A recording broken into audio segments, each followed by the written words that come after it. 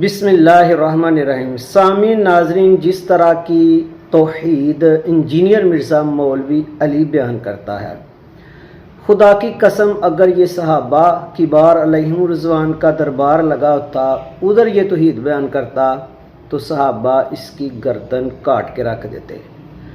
مثلا یہ کہتا کہ سن لو صحابہ، اللہ کے سامنے نبی صلی اللہ علیہ وسلم تے شے کوئی نہیں۔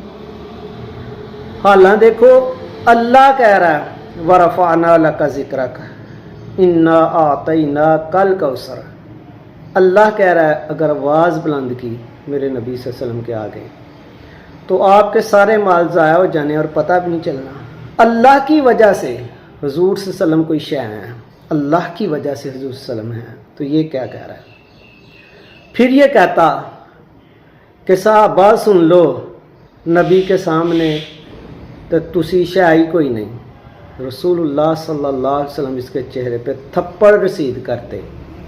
آپ صلی اللہ علیہ وسلم فرما رہے ہیں کہ میرے صحابہ ستاروں کی مانند ہے، جس کی بھی اقتداء کرو گے فلاح پاؤ گے۔ آپ صلی اللہ علیہ وسلم کہہ رہے ہیں میرے صحابہ کی پیروی کرو۔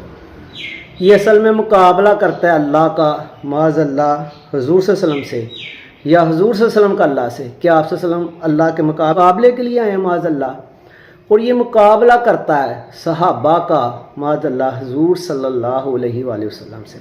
کیا صحابہ حضور صلی اللہ علیہ وسلم سے لڑتے تھے یا مقابلہ کرتے تھے؟ اسے کہتے ہیں شیطانی توحید۔